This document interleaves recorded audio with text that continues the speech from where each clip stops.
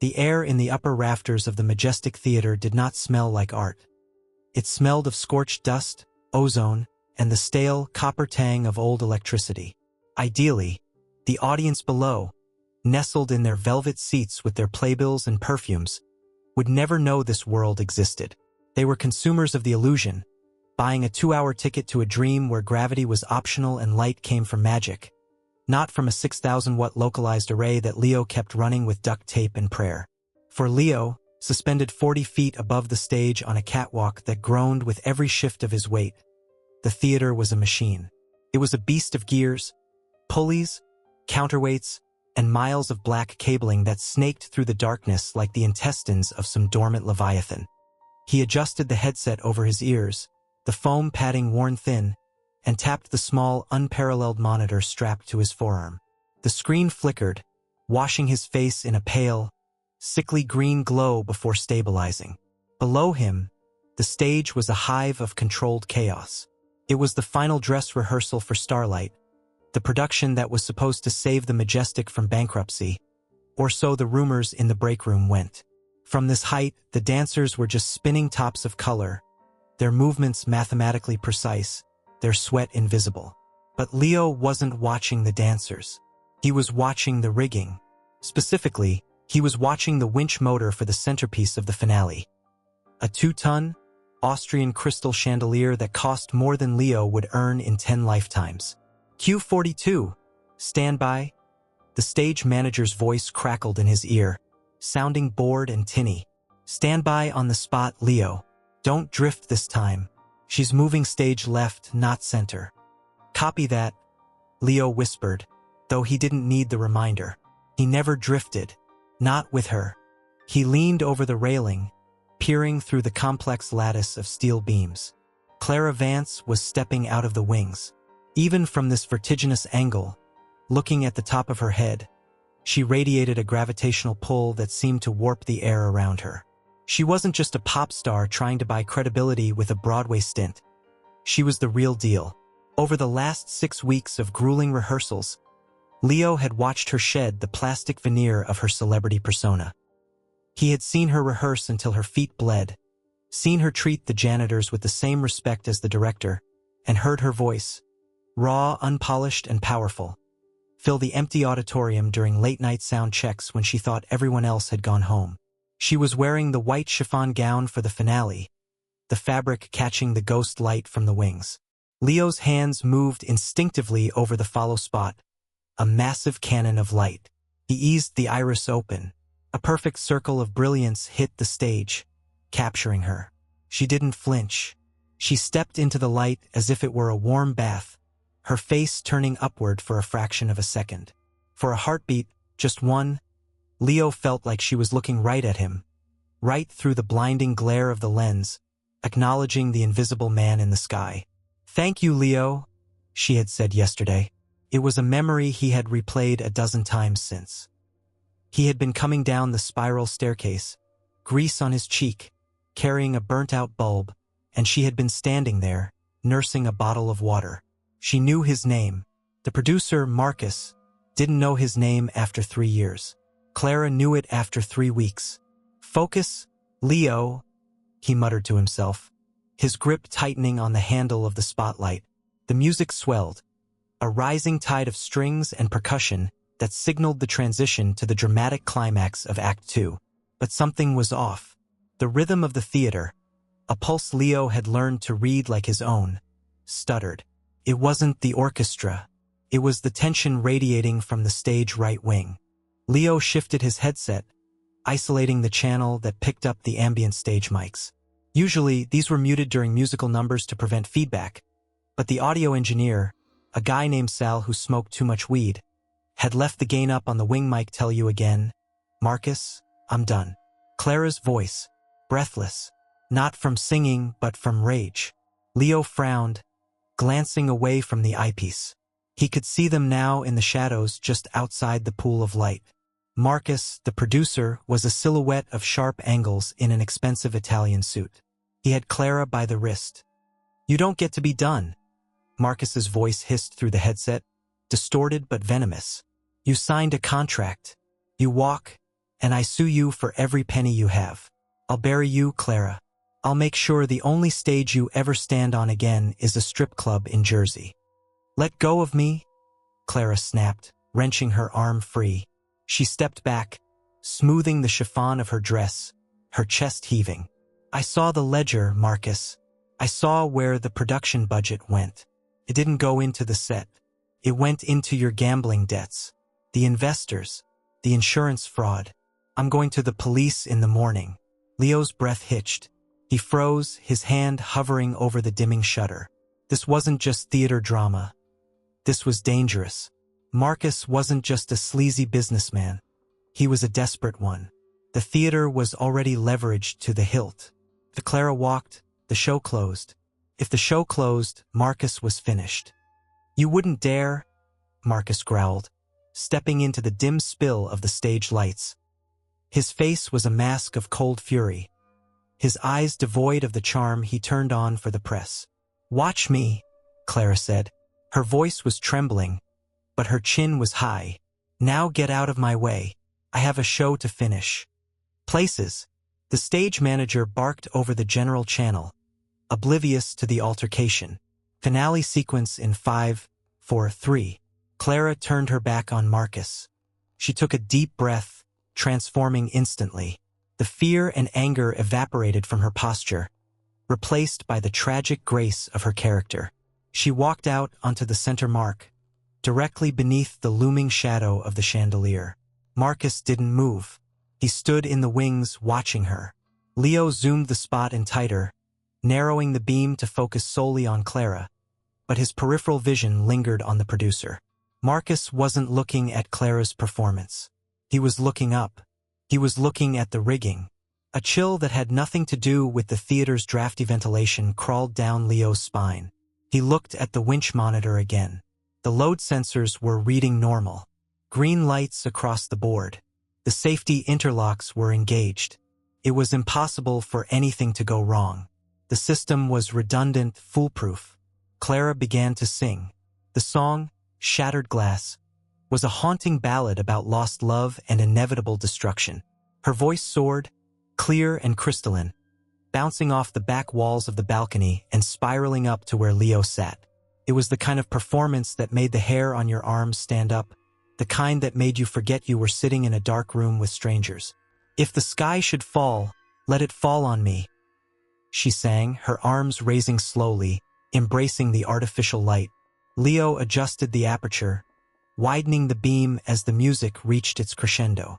The plan was for the chandelier to descend slowly, stopping 10 feet above her head, glittering ominously as the lights faded to black. It was a visual metaphor for the weight of her past. Cue 45. Chandelier descent. Go. The stage manager commanded. Leo watched the heavy-gauge steel cable on the drum begin to unwind.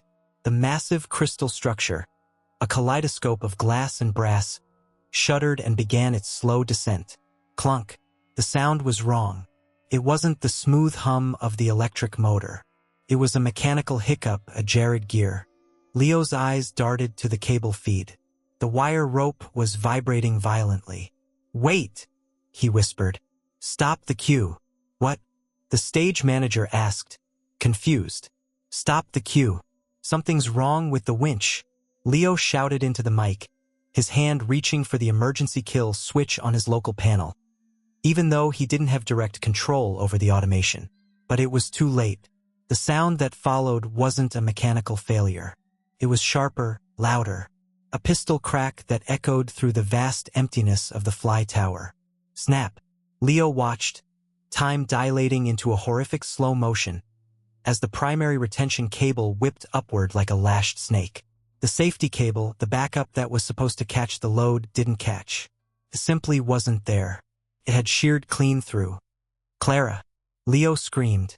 The name tore from his throat, raw and desperate, bypassing the headset, echoing uselessly in the vast vertical space.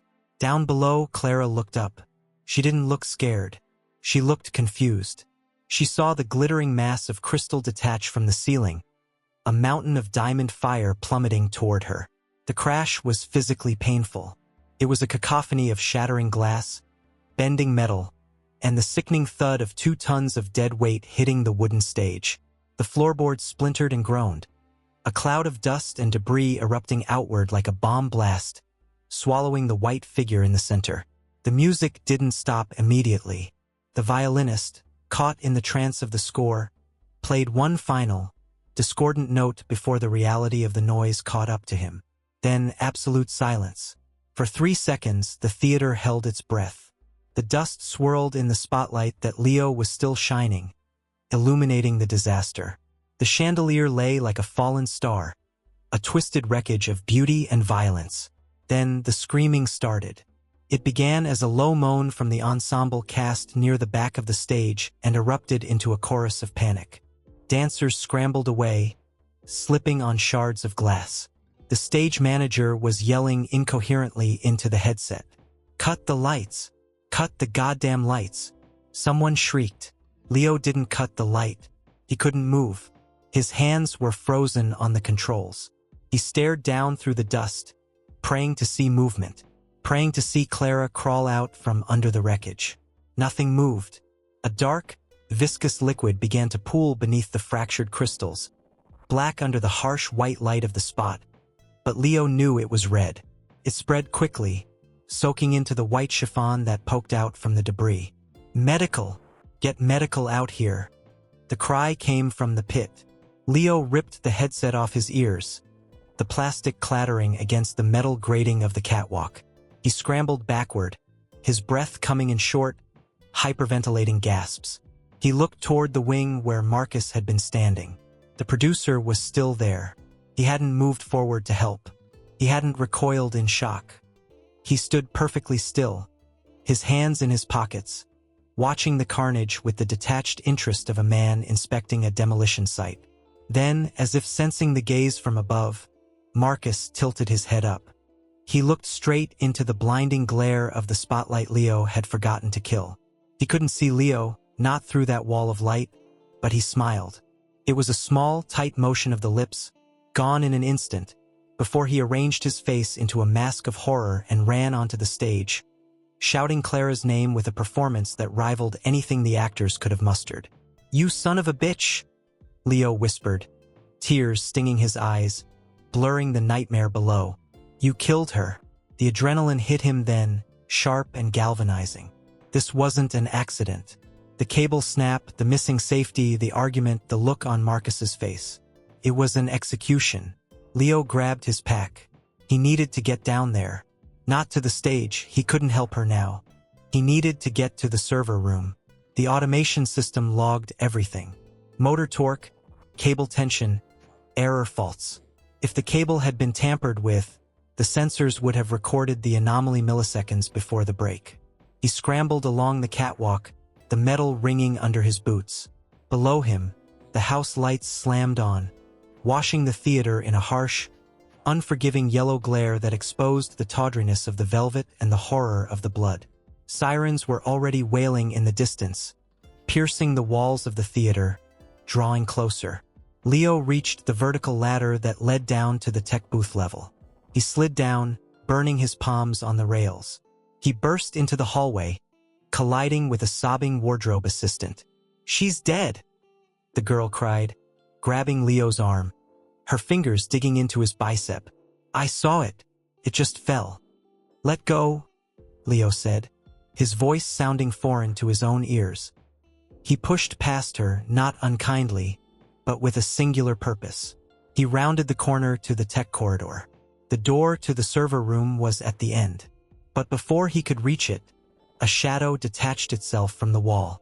It was Frank, Marcus's head of security, a title that was a polite euphemism for a hired thug.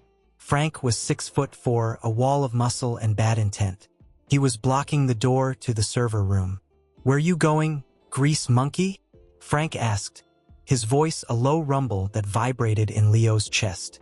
"I need to check the system," Leo stammered, trying to keep the accusation out of his voice. "I need to secure the logs for the police." Frank didn't move. He chewed on a toothpick, his eyes flat and dead. "Systems down. Power surge when the rig crashed. Nothing to see." "That's not how it works," Leo said, stepping closer. The servers are on a UPS backup. They don't go down. Frank's hand shot out, grabbing Leo by the front of his black work shirt. He lifted him off the ground effortlessly, slamming him against the brick wall. The impact knocked the wind out of Leo, stars dancing in his vision. I said. Frank leaned in, his breath smelling of stale coffee and mints. The system is down. You go home, Leo. You look shook up. Nobody wants a tragedy to turn into a conspiracy, right? It was an accident. Metal fatigue. Happens all the time. Leo gasped for air, his feet scrabbling for purchase. He looked into Frank's eyes and saw the truth there, naked and threatening. If he pushed this now, he wouldn't make it out of the hallway. Right? Leo choked out. Accident. Just shock? Frank held him for a second longer, letting the threat sink in, then dropped him. Leo stumbled, catching himself on the wall. Smart kid. Frank grunted. Now get lost. Police will want to take statements in the lobby. Go wait with the others. Frank turned back to the server room door, pulling a set of keys from his pocket. Keys he shouldn't have had. He unlocked the door and slipped inside, the lock clicking shut with a finality that sounded like a gunshot. Leo stood alone in the hallway, his heart hammering against his ribs like a trapped bird. He knew what Frank was doing. He was going to wipe the drives. He was going to erase the digital footprint of the murder. Leo looked at the closed door, then at the fire exit sign glowing red at the other end of the hall. He couldn't fight Frank. He couldn't outmuscle him. But Frank was a thug. He used hammers. Leo was a technician. He used scalpels. He turned and ran, not toward the lobby where the police were gathering, but toward the service elevator. There was another way to access the data. A mirror backup in the cloud relay, located in the master control booth at the very top of the building. A room that had been decommissioned years ago but still housed the legacy transmitters. If Frank didn't know about the legacy system, Leo had a chance. But he had to be fast. The police were securing the building, and Marcus's cleanup crew was already at work. As the elevator rattled upward, carrying him away from the scene of the crime and into the belly of the investigation, Leo wiped the sweat from his forehead. He wasn't just a witness anymore. He was a target. And the only weapon he had was a hard drive that might not even exist. The elevator chimed. The doors opened into the dark, dusty corridor of the upper level. Leo stepped out, the silence of the attic pressing in on him. He took a breath, steadied his shaking hands, and began to run. The service elevator shuddered to a halt, the rusted cage rattling against the shaft walls like bones in a box. When the metal grate slid open, it didn't reveal a hallway so much as a tomb. This was the crow's nest, the uppermost level of the Majestic, a space that had been effectively erased from the building's operational consciousness 2 renovations ago. The air here was different, stagnant, dry, and thick with the smell of desiccated wood and mothballs, a sharp contrast to the metallic tang of blood and ozone that permeated the stage level 6 floors below. Leo stepped out, his boots kicking up small clouds of gray dust that swirled in the dim emergency lighting. The silence here was absolute, pressing against his eardrums with a physical weight. Down below, the world was ending. He could imagine the chaos. The paramedics shouting, the flashbulbs of the press who always seemed to smell tragedy before the sirens even started, and Marcus, undoubtedly performing the role of the grieving patriarch with Oscar-worthy conviction. But up here, time had stopped in 1985. He moved quickly, his flashlight beam cutting a cone through the darkness. The corridor was lined with old props that had been exiled from the stage. A headless mannequin in a faded Victorian dress, a pile of painted canvas trees, a broken harpsichord that looked like a jagged set of teeth in the gloom. They watched him as he passed, silent witnesses to his intrusion. Leo wasn't superstitious. You couldn't be a techie and believe in ghosts, or every creak of the rigging would send you running. But tonight, the theater felt alive and it felt angry. The door to the legacy control booth was at the far end of the hall, barely visible behind a stack of rotting velvet curtains. Leo shouldered the curtains aside, the heavy fabric dusting his clothes with grime, and grabbed the doorknob. It was locked, naturally, But this wasn't the electronic keycard system Frank controlled downstairs. This was a simple tumble lock, the kind you could open with a stiff credit card or a tension wrench. Leo fumbled in his pocket, his fingers shaking so badly he nearly dropped his multi-tool. Come on, he whispered, the sound of his own voice startling him. He jammed the flathead screwdriver into the gap and applied torque. The wood of the frame was old and dry. It splintered with a loud crack that sounded like a pistol shot in the silence.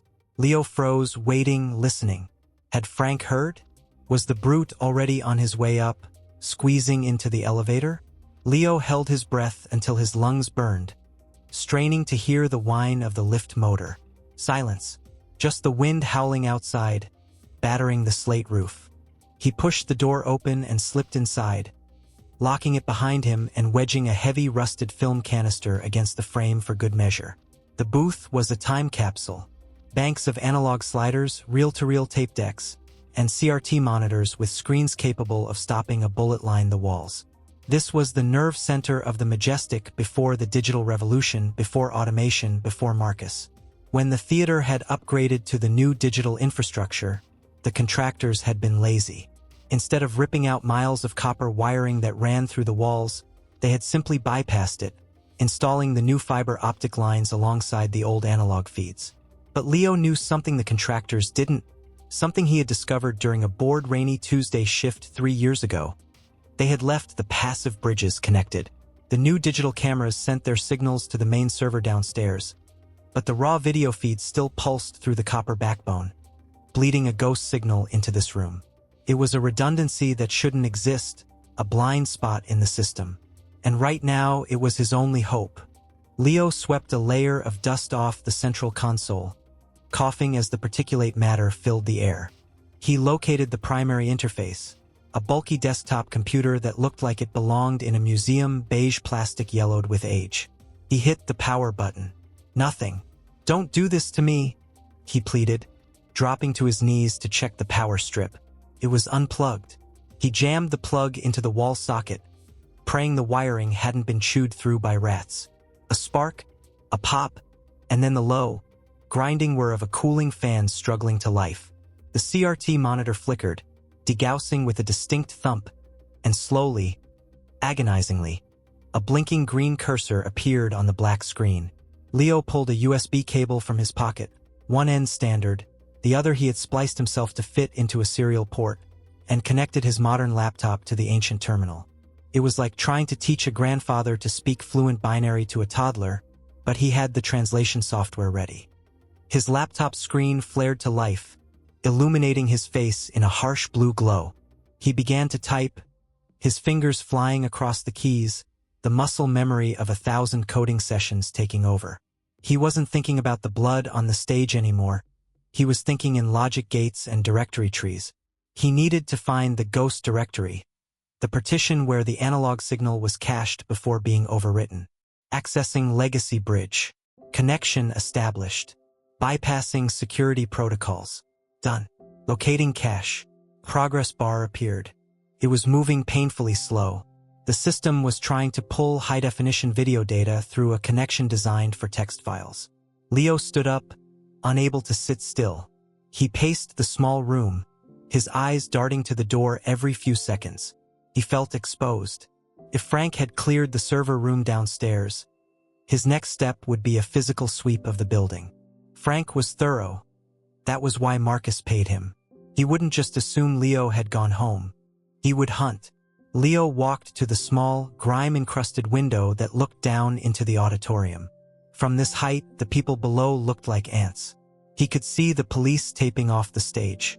He saw a gurney being wheeled out, a body bag strapped to it. Clara. A wave of nausea hit him so hard he had to grip the console to stay upright. The reality of it crashed through the adrenaline. She was gone. The voice that could silence a room, the laugh that had made him feel seen, extinguished in a second of brutal violence. He remembered the way she had looked at him through the spotlight, the trust in her eyes. She had trusted the light. She had trusted the stage. She had trusted him to keep her safe. "I'm sorry," he whispered, his forehead resting against the cold glass.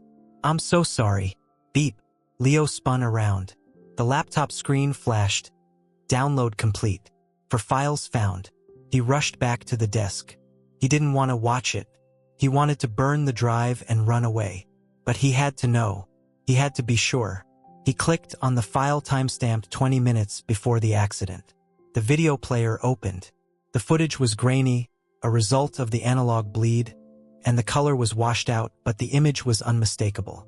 It was a high-angle shot from the fly-rail camera, a view looking down at the rigging motors. At 7:42 p.m., the frame was empty. At 7:44 p.m., the door to the catwalk opened. Leo leaned in, his breath fogging the screen. A figure walked into the frame. It was Frank. There was no mistaking the bulk, the lumbering gait. He wasn't wearing a tech crew uniform. He was in his suit, jacket off, sleeves rolled up. He carried a heavy canvas tool bag. Leo watched, his stomach twisting, as Frank knelt beside the primary winch drum, the motor responsible for the chandelier. He pulled out a pair of bolt cutters. But he didn't cut the cable immediately. He examined it. He took a smaller tool, something that looked like a file or a saw, and began to work on the safety latch. He disabled the brake. Leo realized, horror cold in his veins. He didn't just cut the line, he killed the failsafe. Frank worked methodically, without hurry. This wasn't a crime of passion. It was a chore. Once the brake was compromised, Frank took the bolt cutters to the main steel cable. He didn't cut it through. He snipped the outer strands one by one, weakening the integrity until only the core held. It was a time bomb, set to detonate under the stress of the lift. Then, at 7:55 p.m., another figure entered. Marcus. Leo hit pause. The image froze on Marcus's face. He wasn't looking at the cable. He was looking at his watch. He said something to Frank. Pixels moving in a blur, and Frank nodded, packing his tools. Marcus reached out and patted the winch motor, a gesture of sickening affection, as if he were petting a loyal dog that was about to attack an intruder. They walked out together, leaving the trap set. Leo sat back, the air in the room suddenly feeling too thin to breathe. It was premeditated murder, cold, calculated, and executed for money. $50 million in insurance, minus the cost of a few snipped wires. He ejected the external hard drive, clutching it in his hand. This silver rectangle was the only thing that mattered now. It was Clara's justice. Thump. The sound came from the hallway. Leo froze. It wasn't the building settling. It was heavy, rhythmic. Footsteps. Thump, thump, thump. They were slow, deliberate. Someone was walking down the corridor, checking doors. Leo scrambled to shut the laptop, shoving it into his backpack. He looked around the room frantically. There was no other exit. The window looked down 6 stories. Jumping was suicide. The ventilation shaft? Too small. He grabbed the heavy film canister he had used to jam the door, his mind racing. If he removed it, he could hide behind the banks of equipment. If he left it, whoever was out there would know someone was inside. The footsteps stopped right outside the door. The doorknob rattled. Leo? The voice was muffled by the wood, but it was unmistakable. It wasn't Frank. It was Marcus. I know you're up here, Leo, Marcus said. His voice smooth, reasonable. The voice of a man negotiating a contract. Frank told me you ran off. The police are looking for you, son. They found some drugs in your locker. Nasty stuff. Amphetamines. Makes people paranoid. Makes them make mistakes with equipment. Leo's blood ran cold. They were framing him. Of course. The attic techie who got high and botched the rigging. It was the perfect narrative. Open the door, Leo, Marcus continued, a hint of steel entering his tone. We can fix this. I can get you a lawyer. But if you keep running, the police are going to think you did it on purpose. You don't want to go down for murder, do you? Leo backed away until his back hit the cold glass of the window. He looked at the hard drive in his hand. If he opened that door, he was dead. Maybe not immediately, Marcus was too smart for that. But an accident would happen in custody or a suicide in a holding cell. He looked at the door. The wood around the lock was already splintered from his entry. One solid kick would bring it down. Go to hell, Marcus. Leo shouted, the defiance erupting out of him before he could stop it. Silence on the other side, then a sigh. Have it your way, kid. Frank. A heavy weight slammed into the door. The wood groaned, dust showering down from the frame. Leo looked around wildly. Think. You know this building better than they do. You know its bones. His eyes landed on the ceiling. A maintenance hatch. It led to the roof access crawlspace, a narrow tunnel that ran the length of the building to the ventilation units. It was tight, dirty, and dangerous, but it led out. Thump. The door buckled inward, a crack of light appearing at the jamb. Leo leaped onto the mixing desk, ignoring the crunch of plastic sliders under his boots. He reached up, shoving the ceiling tile aside. Darkness yawned above him. He grabbed the framing of the hatch and pulled himself up, his muscles screaming. He wasn't a soldier, he was a guy who fixed lights. He wasn't built for this. Crack. The door splintered open. Leo hauled his legs up into the crawlspace just as Frank burst into the room, gun drawn. He's in the ceiling, Frank roared, firing a shot blindly upward. The bullet punched through the acoustic tile inches from Leo's face, sending a spray of white dust into his eyes. He scrambled forward on his elbows and knees, coughing, dragging himself into the darkness of the tunnel. Get up there, Marcus screamed from below. Don't let him get to the roof. Leo didn't look back. He crawled. The space was claustrophobic, filled with fiberglass insulation that prickled his skin like thousands of tiny needles. Rats skittered away from him in the dark. He banged his head on a duct, seeing stars, but he kept moving. He knew where this tunnel went. It led to the exterior HVAC units on the west side of the building. From there, he could drop onto the fire escape of the adjacent hotel. But he had to be fast. He could hear Frank beneath him, shouting, presumably finding a ladder or standing on the desk to follow. The tunnel took a sharp turn. Leo shimmied around the corner, his breath rasping in his throat like sandpaper. He could see a grate ahead, moonlight and rain filtering through. He reached the grate and kicked it. It was rusted shut. No, Evin Perez, kicking harder. Open, damn you. Behind him, he heard the distinct sound of someone hauling themselves into the crawlspace. Frank was coming. Leo rolled onto his back and kicked with both feet, putting every ounce of his fear and rage into the motion. The rust gave way. The grate flew off, clattering onto the metal roof outside. Leo scrambled out into the driving rain. The wind hit him like a physical blow, instantly soaking him to the bone.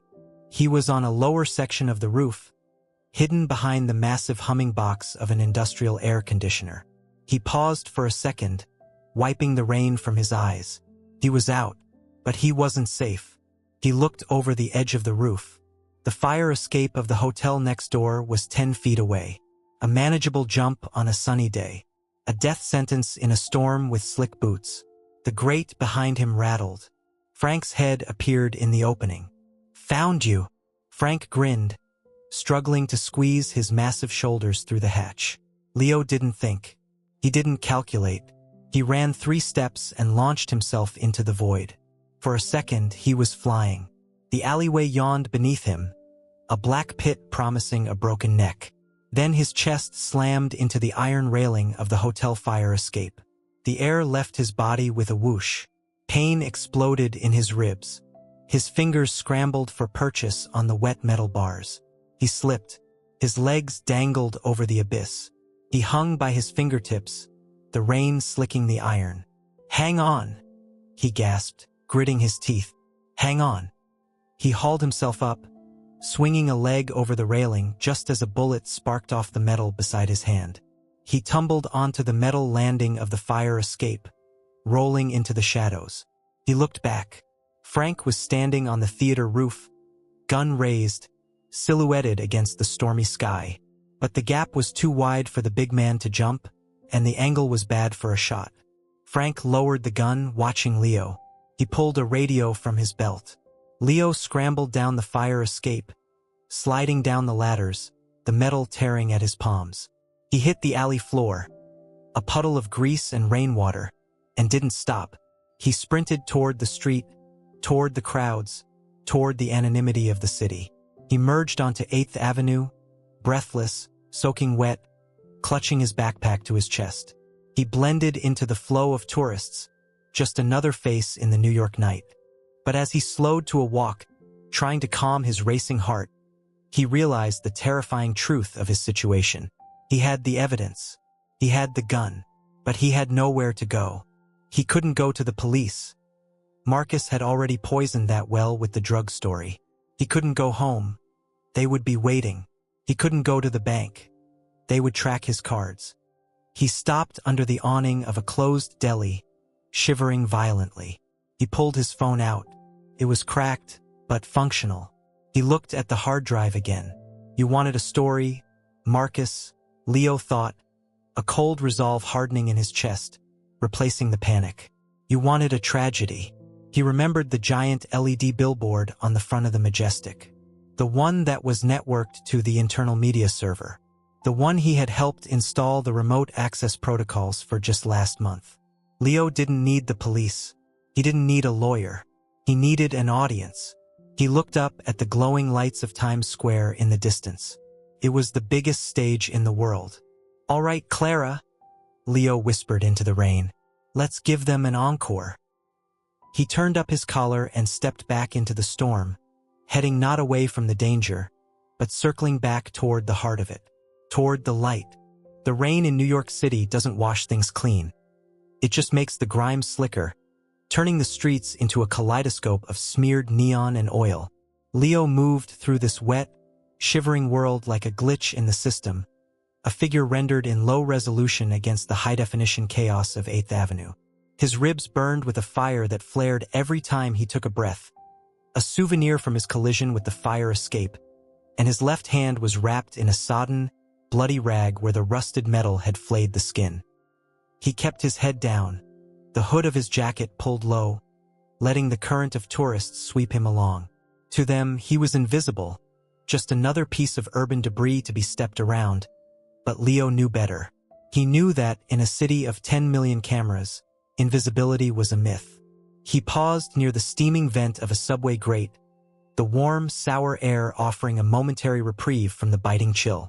Across the street, in the window of an electronics store, a wall of televisions was broadcasting the same image. It was a photo of him, his employee ID badge, smiling, awkward, 3 years younger. The cheerin beneath it read, "Manhunt underway. Suspect in Majestic Theater tragedy." They were fast. Marcus was faster than the police. He had spun the narrative before the dust had even settled on the stage. Leo watched, mesmerized by his own demonization, as a news anchor with perfect teeth described him as a troubled individual with a history of substance abuse and a grudge against the production. "Hey, buddy, move it along," a voice growled. Leo flinched, turning to see a beat cop tapping his nightstick against his thigh. The officer's eyes lingered for a second too long on Leo's face, narrowing in the harsh light of the street lamp. Recognition was a slow-loading process, a match occurring in the synapses. Leo didn't wait for the click. He mumbled an apology, hunched his shoulders to shrink his silhouette, and melted back into the crowd, turning the corner sharply onto 44th Street. He needed to get off the street level. The grid was closing in. The police were looking for a junkie. Marcus's men were looking for a corpse. He found refuge in the skeletal remains of a construction site directly opposite the Majestic Theater. A luxury hotel was going up, currently just a steel carcass wrapped in orange safety netting and scaffolding. Leo slipped through a gap in the plywood hoarding, the sound of the city instantly muffling to a dull roar. He climbed. The stairs were temporary, unfinished concrete that scraped his boots, and the wind howled through the open girders, threatening to peel him off the structure. He didn't stop until he reached the 4th level, a vantage point that put him eye level with the Majestic's marquee. From here, the theater looked like a fortress. Police tape cordoned off the entrance, red and blue lights flashing in a strobe effect that made the rain look like falling glass. But Leo wasn't looking at the cops. He was looking at the massive LED billboard that dominated the theater's facade. It was a monstrosity of light, currently cycling through a somber, black ribbon tribute to Clara Vance. It was the blind spot he had mentioned to himself. The one piece of technology Marcus relied on to sell his lies. Now the only weapon Leo had left to tell the truth. He sat in the shadow of a steel beam, shielded from the rain, and pulled his laptop from his backpack. The screen cracked upon opening, a spiderweb fracture running diagonally across the display, but the backlight flickered on.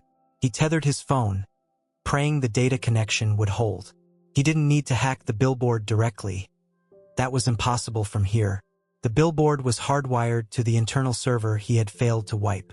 But the content management system, the playlist scheduler, had a remote access port for the advertising agency. It was a backdoor Leo had helped install so they could update ticket prices on the fly. He brought up the terminal. His fingers, stiff with cold, stumbled over the keys. Login. Admin_stage_manager.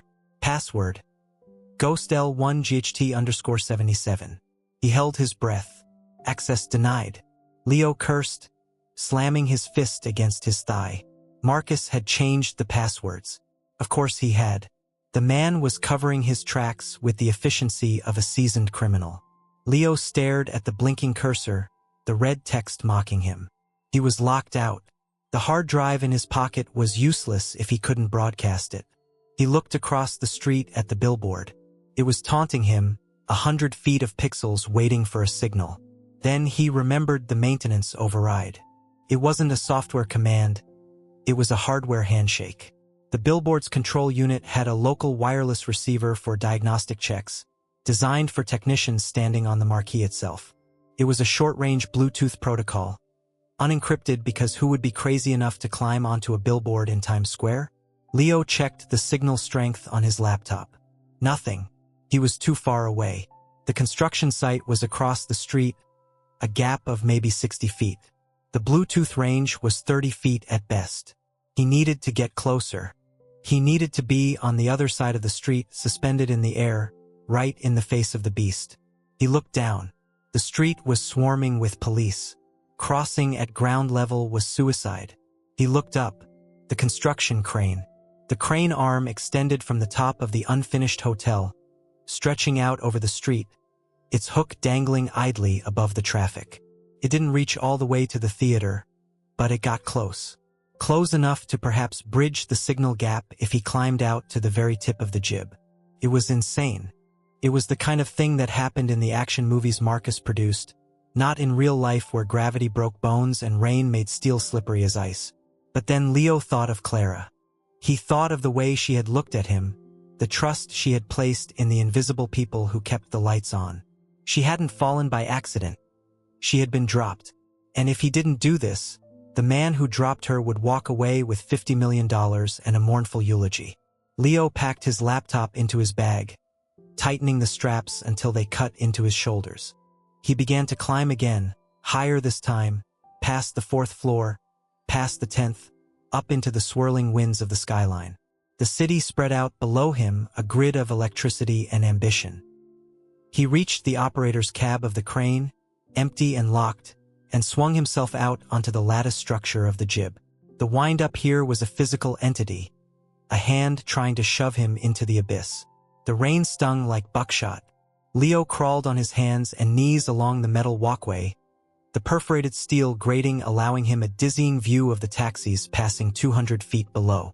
Every gust of wind made the crane arm sway, a sickening lurch that turned his stomach. He focused on the billboard ahead. It was getting closer. The pixels were becoming distinct squares of red, green, and blue. He reached the end of the walkway. The jib extended another 20 feet, but the walkway ended here. To go further, he would have to shimmy along the bare steel beam. He checked his laptop. Signal strength weak. Not enough. He had to go to the edge. Leo straddled the beam, gripping the cold, wet steel with his thighs, and began to scoot forward. In. His breath came in ragged gasps. Don't look down. Look at the light. He was suspended over the middle of 44th Street. The theater marquee was now directly in front of him, slightly below his eye level. He could see the individual LED modules flickering. He stopped.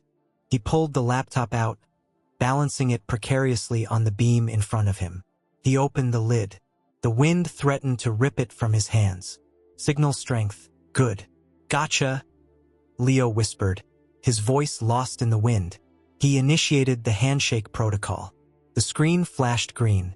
Connected to majestic_ext_display_01. Now came the upload. The file was large, video evidence was data-heavy. He dragged the file from the external drive to the upload queue. Transferring. It was slow. Agonizingly slow. The wireless connection was unstable, buffering in the storm. Leo huddled over the laptop, trying to shield it from the rain with his body. He was shivering uncontrollably now, hypothermia nipping at his extremities. His fingers were numb claws. Suddenly, a spotlight hit him. It wasn't a theater light. It was harsh, blue-white, and searching. It swept across the face of the unfinished hotel, dancing over the steel girders, and then snapped onto him. "Hey, you, up on the crane." The voice was amplified by a megaphone. Leo froze, squinting against the glare. Down below, on the street, a police cruiser had stopped. The officer was leaning out, shining the spotlight. "Come down from there." Immediately, Leo didn't move. He couldn't. "He's got a device," another voice shouted from below. This one didn't sound like a cop. Leo risked a glance. Pushing through the police line, ignoring the officers, was a massive figure in a black trench coat. Frank. He was looking up, pointing. Even from this distance, Leo could feel the man's hatred. Frank grabbed a radio from his belt and shouted something into it. A moment later, the door to the construction site below burst open. Security guards? Or Frank's men? It didn't matter. They were coming up. Come on, Leo begged the machine. The spotlight was blinding him. He could hear boots clanging on the metal stairs of the hotel structure behind him. They were fast. They would be at the crane base in 2 minutes. The upload needed 5. Leo made a choice. He couldn't stay here. If they cut the power to the crane, or if they reached the cab, he was trapped. He needed to distract them, buy time for the signal to lock. He typed a command into the terminal. He couldn't play the video yet, but he could take control of the screen. He hit enter. Across the street, the massive billboard flickered. The somber black ribbon vanished. In its place, the screen turned a bright, searing white. Then, text appeared, massive block letters scrolling across the fascia of the theater. "Marcus killed Clara. Ask him about the cable." The reaction below was instantaneous. The crowd in Times Square, which had been ignoring the tribute, suddenly stopped. Heads turned. Phones came up. The sheer brightness of the white screen illuminated the street like a lightning strike. Marcus, who had been giving an interview to a news crew near the police line, turned around. Leo saw him freeze. He saw the color drain from the man's face even from 200 feet away. But the video wasn't playing yet. It was just text. Text could be dismissed as a prank, a hack. He needed the footage. The footsteps on the crane were getting louder. Leo turned his head. 2 men were sprinting along the walkway of the jib. They wore construction vests, but they moved like soldiers. They weren't police. "Drop the bag!" the lead man shouted, drawing a taser. Leo scrambled backward, further out onto the tapered end of the jib, where the steel became too narrow to straddle comfortably.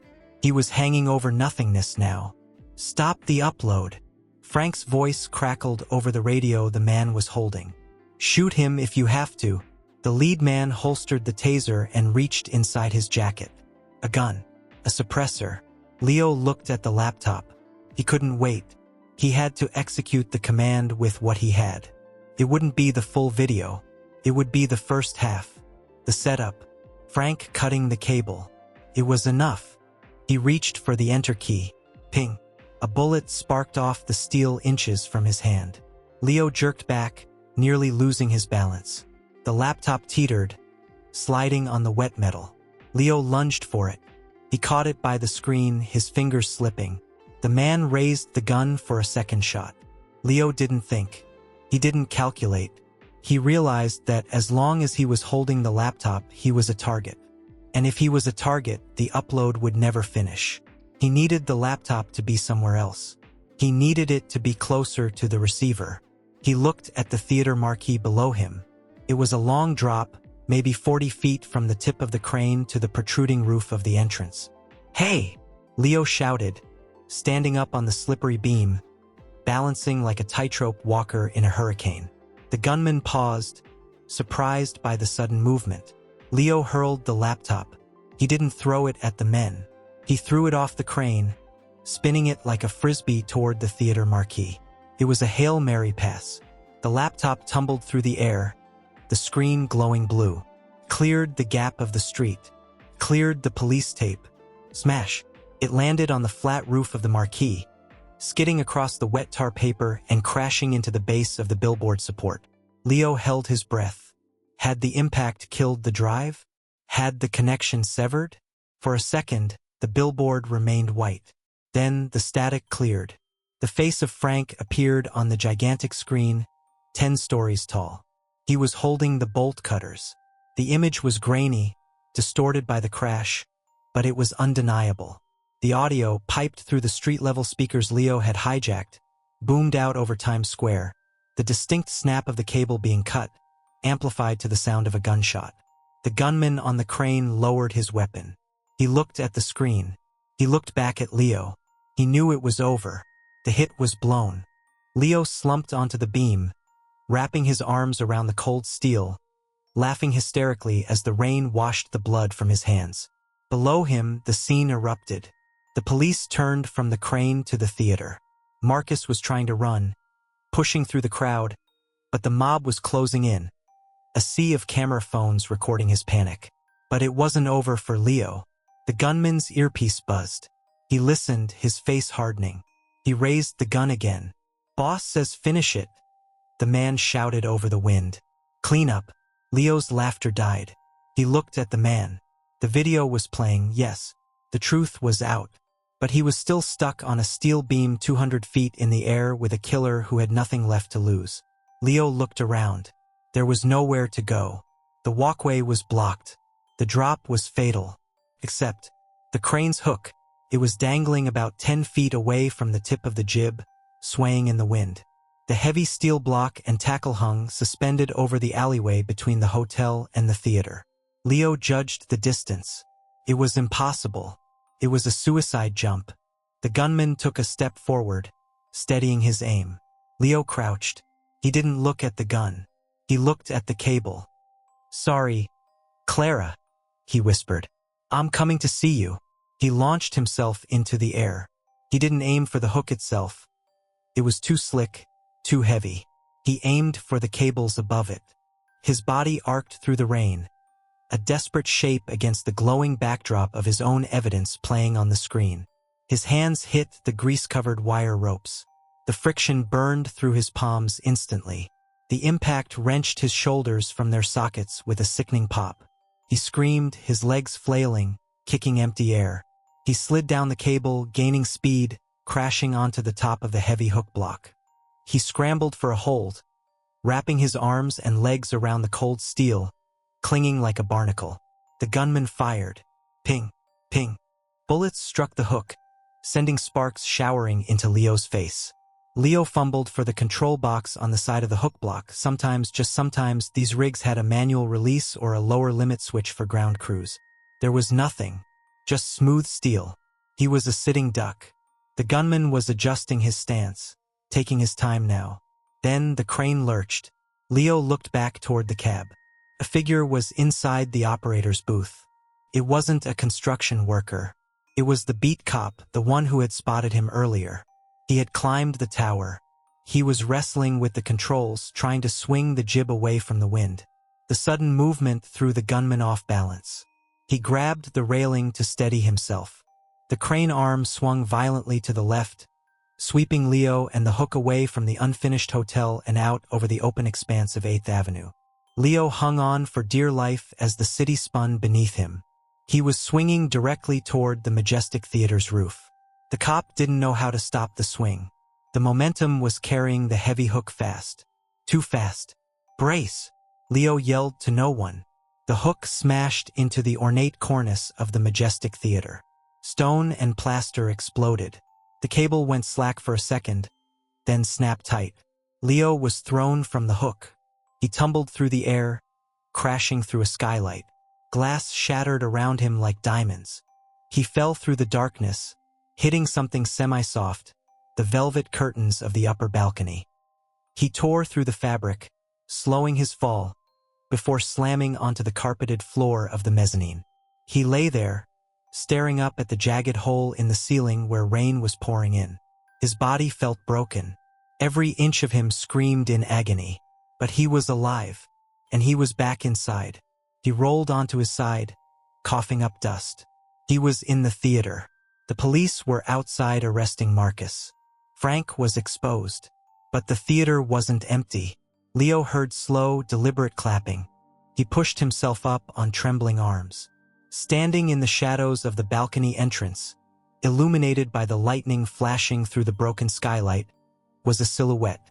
It wasn't Frank. It wasn't Marcus. It was the stage manager, Sarah. She walked forward, holding a pistol. Not a prop, but a sleek, real weapon. Her face, usually so calm and professional, was twisted into a look of sorrowful necessity. "You really made a mess of things, Leo," she said, her voice echoing in the empty auditorium. "Marcus is an idiot. Frank is a brute. But we had a deal. The show had to close. The insurance was for all of us." Leo stared at her, the blood draining from his face. It wasn't just Marcus. It was the inner circle. The whole production was a scam. "You knew?" Leo rasped, blood trickling from his lip. "I designed the cue, Leo," Sarah said softly, raising the gun. "Marcus gave the order, but I told Frank which cable to cut. It had to look real." She cocked the hammer. "And now you're the tragic junkie who broke in, killed the producer in a rage, and then fell from the catwalk. Perfect ending." Leo looked around. He was broken, unarmed, and cornered. The video outside had exposed Marcus, but it hadn't exposed her. She was going to kill him and rewrite the ending of his story. Unless Leo's hand brushed against something on the floor. A fallen piece of the chandelier from the accident 2 days ago. A heavy, jagged shard of crystal. He closed his fingers around it. "Act 3, Sarah," Leo whispered. "Goodbye, Leo." Sarah squeezed the trigger. The muzzle flash was a supernova in the gloom, a blinding white star that seemed to suck all the oxygen out of the mezzanine level before expelling it in a deafening crack. Leo didn't hear the bullet strike the wall behind him. His senses were too overwhelmed by the sheer, concussive violence of the sound within the enclosed acoustic space of the theater. He threw himself to the right, his body moving on a desperate, animal instinct that bypassed his conscious brain entirely. The movement was ugly, a frantic scramble of limbs that sent him crashing into a row of velvet seats, his bruised ribs screaming in protest as he wedged himself into the narrow space between the dusty upholstery and the brass railing. "Don't make this harder than it has to be, Leo," Sarah's voice floated through the ringing in his ears. It was terrifyingly calm, the same steady, authoritative tone she used to call cues during a chaotic tech rehearsal. "You're hurt. You're tired. Just stay down." Leo pressed his cheek against the rough carpet, the smell of old popcorn and 50 years of foot traffic filling his nose. He was shaking, not just from the cold rain that had soaked him to the bone, but from a profound, vibrating shock. Sarah, who had taught him how to splice a DMX cable in the dark. Sarah, who had bought him coffee when his mother died. Sarah, who was currently walking toward him with a 9mm pistol, intent on putting a bullet in his brain to protect a payout. The betrayal hurt worse than the fall from the crane. It felt like a physical object lodged in his chest, jagged and cold. He tightened his grip on the shard of crystal in his hand. It was a piece of the Austrian pendant, heavy lead glass with a razor-sharp edge. A primitive weapon against a gun, but it was all he had. He listened. Her footsteps were slow, deliberate. Click-clack, click-clack. The sound of her sensible work boots on the parquet floor of the aisle. She wasn't rushing. She knew he was trapped. The mezzanine had 2 exits, the spiral staircase behind her, and the fire exit on the far side, which was alarmed and likely locked. Leo peeked through the gap between the seat backs. She was 20 feet away, a silhouette against the lightning that continued to strobe through the shattered skylight above. She held the gun with a two-handed grip, trained low. She was sweeping the area, checking the rows. Marcus was sloppy, Sarah continued, her voice drifting closer. She sounded like she was explaining a complex blocking change to an actor. He wanted to cut corners. I told him we needed to be precise. The cable had to snap at the exact moment of the crescendo. It had to be poetic, Leo. Tragedy requires timing. You of all people should appreciate that. Leo crawled. He dragged himself along the floor, keeping his head below the seat line. His left shoulder was a knot of agony, useless and throbbing, so he pulled himself forward with his right arm and his legs, wincing as his boots scraped against the metal seat frames. He needed to get to the balcony rail. "I know you're crawling, Leo," she said, firing another shot. The bullet punched through the back of a seat 3 rows behind him, sending a puff of horsehair stuffing into the air. She was tracking him by sound. The theater, designed to amplify the slightest whisper from the stage to the back row, was now his enemy. Every breath he took sounded like a gale. Every shift of his weight creaked like a dying ship. Leo froze. He couldn't outrun a bullet, and he couldn't outsneak a stage manager in her own house. He needed a distraction. He looked at the crystal in his hand. Then he looked up at the lighting rig above the mezzanine. There was a side-fill wash light, a heavy old Fresnel fixture, clamped to the rail just above the aisle where Sarah was walking. It was plugged into a floor pocket with a heavy rubber cable that ran along the baseboard, right next to Leo's hand. He didn't pull the cable. That would be too obvious. Instead, he reached into his pocket with his trembling, bloody fingers and pulled out his multi-tool. He didn't have the strength to throw the crystal accurately, but he had leverage. He jammed the pliers into the floor pocket, gripping the locking collar of the heavy cable. "You really think you can hide in the dark?" Sarah taunted, now only 10 feet away. "I control the dark, Leo." Leo twisted the connector. He didn't unplug it. He shorted the ground pin against the live lead. Crack zzzt. A shower of blue sparks erupted from the floor pocket, accompanied by a loud electrical pop. The breaker for the entire mezzanine circuit blew with a sound like a whip crack. The emergency lights that had been dimly illuminating the aisle flickered and died, plunging the upper level into absolute pitch blackness. Sarah gasped, firing blindly at the source of the spark. The muzzle flash illuminated her face for a split second, eyes wide, teeth bared. Leo moved. He didn't crawl this time, he lunged. He vaulted over the brass railing of the mezzanine, launching himself into the void above the orchestra section. It was a 15-foot drop. In the movies, the hero lands in a roll and keeps running. In reality, Leo hit the velvet curtain of the lower box seat on his way down, tearing the fabric from its rod, which slowed his fall just enough to prevent him from breaking his legs. He crashed onto the floor of the orchestra pit, landing in a tangle of heavy red velvet and dust. The impact knocked the wind out of him, leaving him gasping on the floor like a landed fish, staring up at the darkness where Sarah was now screaming in frustration. "Damn it!" Her footsteps pounded overhead. She was running for the stairs. Leo rolled onto his stomach, spitting out carpet fibers. He was on the ground floor now. The stage was directly in front of him, raised 5 feet above the pit. The ghost light, the single bulb on a stand, was still burning center stage, casting long, eerie shadows that stretched across the empty auditorium like the fingers of a giant.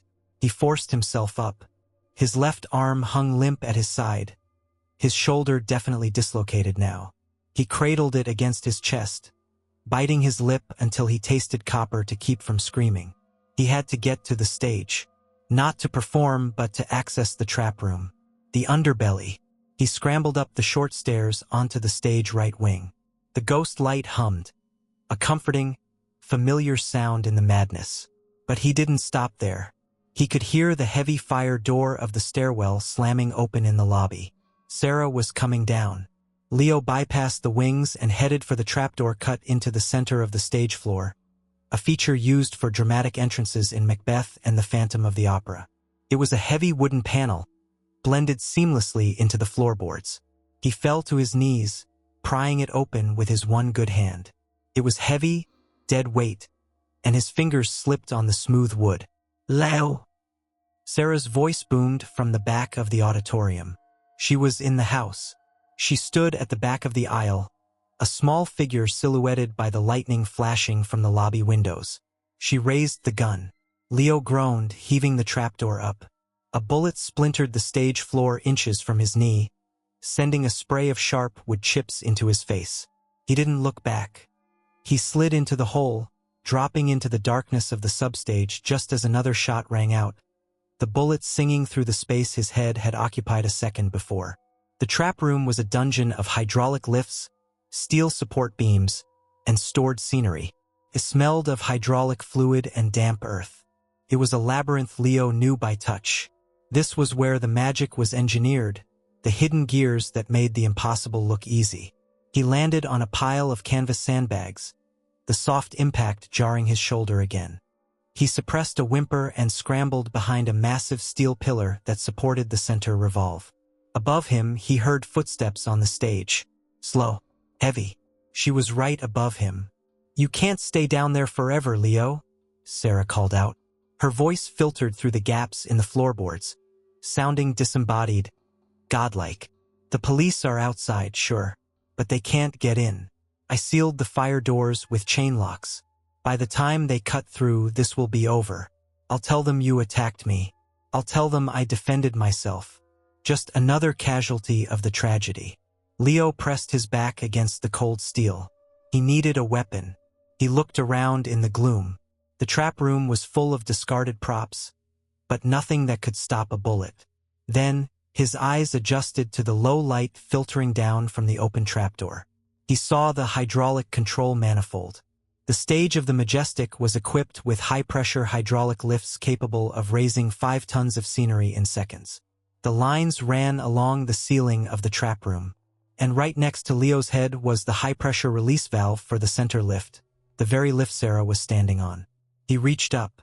The valve was rusted, stiff. He gritted his teeth, sweat stinging his eyes. "I did it for the theater, Leo," Sarah said, her voice directly above him now. She was standing on the grate. He could see the soles of her boots through the metal mesh. "Broadway is dying. The investors were pulling out. Marcus had leveraged the building. We were going to be turned into a shopping mall. A gap, Leo. Can you imagine? The Majestic, a gap? So you killed Clara?" Leo whispered, more to himself than to her. He gripped the valve wheel. "Clara was a tourist." Sarah spat, her voice vibrating with contempt. "She came here for an ego boost. She didn't respect the craft. She didn't respect the history. She was worth more dead than she ever was alive. Her death saved this building, secured the endowment. It made us legendary again." Leo felt a surge of cold fury. It wasn't about art. It was about ego. It was about a twisted sense of ownership that justified murder as preservation. "The show's over, Sarah," Leo shouted. He wrenched the valve. It didn't turn. It was seized. Sarah fired through the floor. Bang! Bang! The bullets sparked off the steel pillar, ricocheting wildly in the confined space. One fragment sliced across Leo's cheek, hot and sharp. "Found you," she whispered. Leo looked at the hydraulic line. It was a reinforced rubber hose, thick as his wrist, pulsing with 3,000 psi of fluid pressure. He couldn't turn the valve, but he still had the crystal shard. It was madness. If he cut the line, the fluid would erupt with enough force to strip flesh from bone. But he was out of options. He lunged upward, not at the valve, but at the hose itself. He slashed the sharp crystal across the rubber surface, putting all his weight behind the cut. It didn't slice through immediately. He sawed at it, screaming in effort. Sarah fired again. He felt the wind of the bullet pass his ear. Then the hose gave way. Hissus boom! The rupture was explosive. A jet of hydraulic fluid, atomized by the extreme pressure, blasted outward like a cannon shot. It hit the floorboards above with the force of a battering ram. The trapdoor section where Sarah was standing buckled. The fluid spray, thick and oily, erupted through the grate, coating everything in a slick, blinding fog. Sarah screamed. It wasn't a scream of pain, but of shock and disorientation. The gun went off again, wildly, the shot going into the ceiling. Leo didn't wait. He rolled away from the spray, slipping and sliding on the oil-slicked concrete. He scrambled toward the service ladder on the far wall. The pressure alarm was blaring now, a shrill mechanical shriek that drowned out the storm outside. He climbed, one-handed, hauling himself up the ladder that led back to the stage level, emerging in the stage left wing. He collapsed onto the floorboards, gasping. The stage was a disaster zone. A geyser of white hydraulic mist was shooting up from the center trap, illuminated by the ghost light, creating a surreal, foggy nightmare. Sarah staggered out of the mist. She was covered in the oil, her hair plastered to her skull, her clothes ruined. She had lost the gun, or maybe she had dropped it in the fall. She slipped, fell to her knees, and tried to stand again. She looked small now, pathetic, stripped of her authority and her weapon. She was just a woman covered in slime, standing in the ruins of her own plot. Leo stood up. He swayed, his vision tunneling. He picked up a heavy sandbag from the fly rail, a counterweight used to balance the scenery. Sarah saw him. She froze. Her eyes were wild, searching the floor for her weapon. "Don't!" she gasped, backing away. "Leo, listen. We can split it. The money. Marcus doesn't know where the accounts are. I do. Millions, Léo. You can go anywhere. You can disappear." Leo walked toward her. He didn't run. He walked with the heavy, plodding gait of a man who has nothing left to lose. "I don't want the money," Leo said, his voice flat, dead. "I just want the lights out." He wasn't going to hit her with the sandbag. He walked past her, toward the fire curtain release rope. Leo, no. She screamed, realizing what he was doing. The fire curtain, the iron, was a massive wall of steel and asbestos designed to seal the stage off from the auditorium in case of a fire. It weighed 6 tons. Once it dropped, it didn't come back up without a winch. Leo reached the rope. It was secured with a simple slip knot. "You want to save the theater?" Leo asked, looking at her one last time. "Then you stay with it." He yanked the rope. Whoosh! The sound of the counterweights releasing was like a giant inhaling. The massive iron wall began to descend from the fly tower, a guillotine the size of a building. Sarah screamed and lunged for the auditorium, trying to scramble under the falling wall to get to the house. "Help me!" she shrieked, clawing at the floorboards. Leo watched. He could have stopped it. He could have grabbed the emergency brake. But he didn't. He watched the wall come down. But she was fast. Too fast.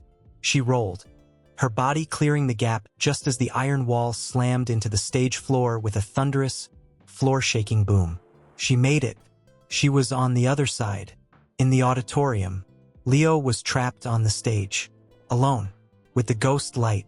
He leaned against the iron curtain, sliding down to the floor. He had failed. She was out there. She would find the gun, or she would escape out the front lobby doors before the police broke in. But then he heard it. Through the thick steel of the fire curtain, sound was muffled, but audible. He heard the crash of the lobby doors giving way, the splintering of wood, and then a voice, not Sarah's. "Police! Down on the ground! Now!" He heard Sarah screaming, "He's inside! He's crazy! He tried to kill me! Get down! Show me your hands!" Leo closed his eyes. He pictured the scene on the other side, the SWAT team swarming the lobby. Sarah, covered in oil, looking manic, hysterical, screaming lies. And behind her, on the giant screen outside, the video of Frank cutting the cable was playing on a loop. She didn't know about the video. She had been inside the whole time. She didn't know the world already knew the truth. Leo laughed. It was a dry, painful wheeze that hurt his ribs. But he couldn't stop. He imagined the moment the police officer looked at Sarah, then looked at the report coming in from outside, connecting the dots. The oil on her clothes, the gun residue on her hands, the desperation. He slumped against the cold metal of the fire curtain. The adrenaline was fading. leaving behind a tidal wave of exhaustion and pain. His shoulder was on fire. His head swam. The silence returned to the stage. The hydraulic hiss had stopped. The only light was the ghost light, burning steadily in the center of the mist.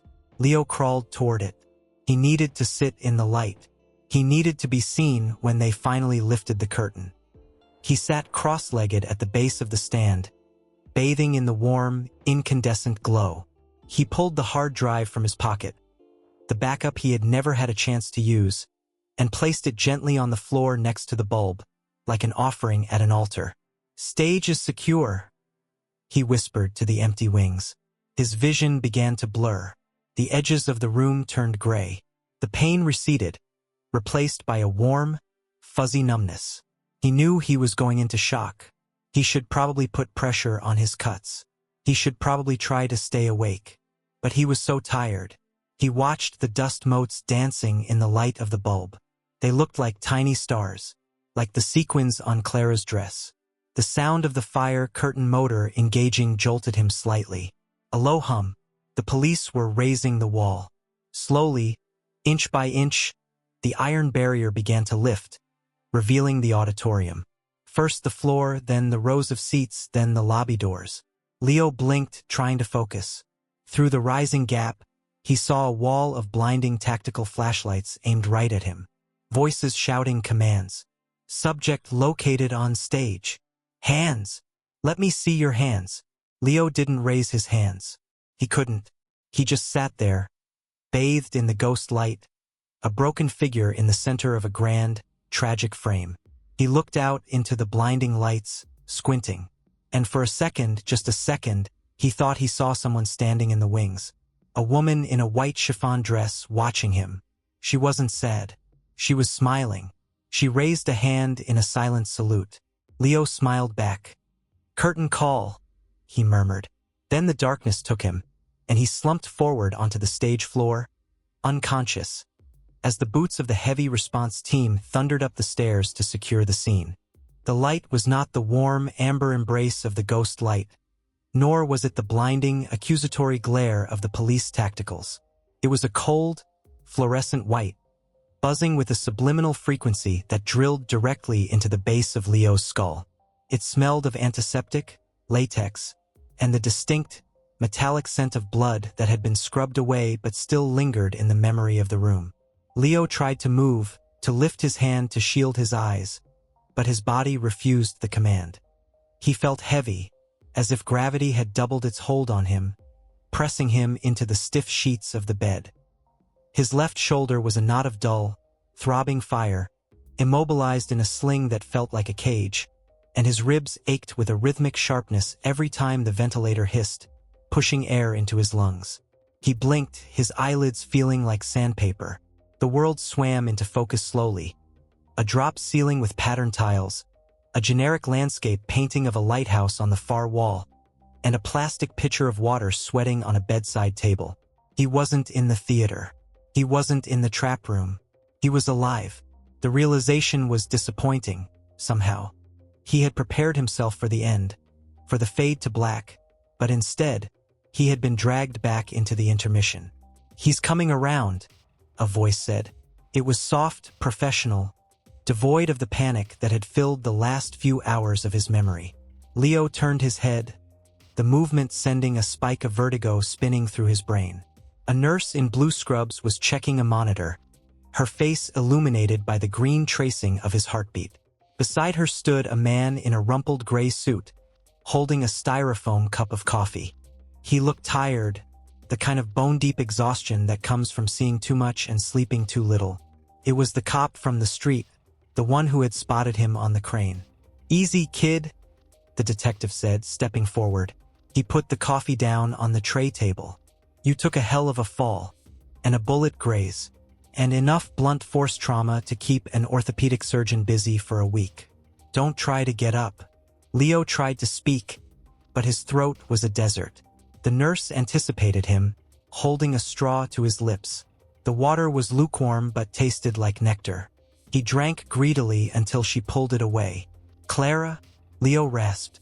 The name scraped his vocal cords. It was the only word that mattered. The detective's expression softened, the hard lines around his eyes deepening.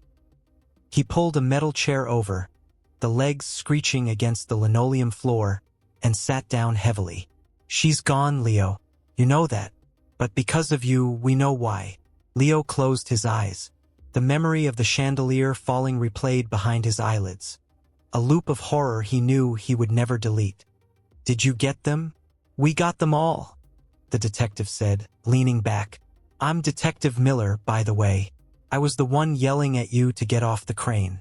I have to admit, throwing a laptop off a 10-story jib is a new one for me. But it worked. The drive survived the impact, barely. Tech boys pulled everything off it." Miller paused, watching Leo carefully. "That video played on the Times Square billboard for 6 minutes before we could cut the power to the building. Do you have any idea how many people saw that? It was broadcast live on 3 different news networks. By the time my guys kicked in the lobby doors, Marcus wasn't a suspect. He was the most hated man in America." "And Sarah?" Leo asked.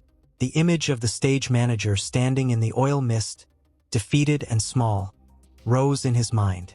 Miller let out a long breath. "Sarah Jenkins. That was a twist. When we breached the auditorium, she was screaming that you'd gone crazy, that you'd attacked her. She played the victim card hard, crying, shaking, the works. For about 5 minutes, we actually believed her. You looked like a maniac, sitting there in the dark with a knife wound and oil all over the stage." "She was the one who designed the rig," Leo whispered. "We know," Miller nodded. "See, the thing about Sarah is she forgot that hydraulic fluid has a unique chemical signature. And she was covered in it. You were covered in it. But the blast pattern. Forensics showed the spray came from below, from the trap room. Contradicted her story that you attacked her on the stage. Plus, once we got into the server logs from that hard drive you risked your neck for, we found her login credentials authorizing the override on the safety braking system. She tried to wipe it, but she missed the cache, just like you figured." Leo stared at the ceiling tiles, counting the perforations. "She wanted to save the theater. She said Clara was just a tourist." "Yeah, well, she saved the theater all right," Miller said dryly. "The Majestic is now a crime scene and a national landmark for tragedy. The city has frozen all assets.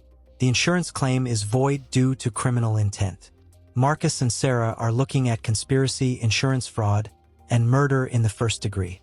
The DA is talking about the death penalty, but in this state, they'll likely rot in a cell until they're geriatric.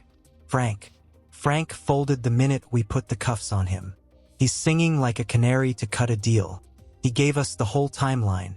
Miller reached into his jacket pocket and pulled out a plastic baggie. Inside was a pair of glasses, Leo's glasses. One lens was cracked, the frame bent, but they were intact. He placed them on the table. "You're a hero, Leo," Miller said, the word feeling heavy and strange in the sterile room. "The press is camped out in the lobby. There are vans from CNN, BBC, Al Jazeera. They're calling you the Phantom of Times Square. People love a martyr, especially one who jumps off a crane to tell the truth." "I'm not a hero," Leo said, his voice trembling. "I was the lighting guy. I was supposed to keep the dark away. I failed." "You didn't fail." Miller stood up, buttoning his jacket. "You just shined the light in a different place. Get some rest.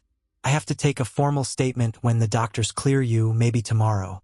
But for now, you're in the clear. No charges for the break-in, no charges for the damage to the crane. The mayor seems to think you've done enough for the city." Miller walked to the door, then paused, his hand on the handle. "By the way, that ghost light you left on? The CSI team asked if they could turn it off to process the stage. I told them to work around it. Seemed disrespectful to touch it." The door clicked shut, leaving Leo alone with the hum of the machines. He reached out and put on his broken glasses.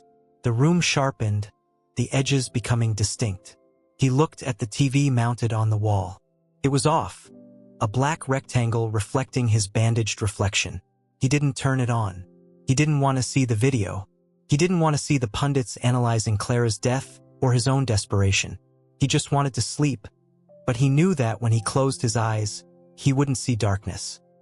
He would see the white dress, the red blood, and the cold, indifferent face of the man who had ordered it all. Days bled into nights in a blur of pain management and physical therapy. The hospital was a fortress, but the world outside was sieging the walls. Flowers arrived by the truckload, bouquets from Clara's fan clubs, elaborate arrangements from Broadway guilds, even a basket of fruit from the construction crew of the hotel he had climbed, with a note that read, "Next time, take the elevator." The night shift. Leo read none of the cards. He lay in bed, staring out the window at the skyline of Manhattan. It looked different now. Before, it had been a landscape of opportunity, a grid of lights that he was a part of. Now, it looked like a circuit board of corruption. Every skyscraper hiding 1,000 secrets.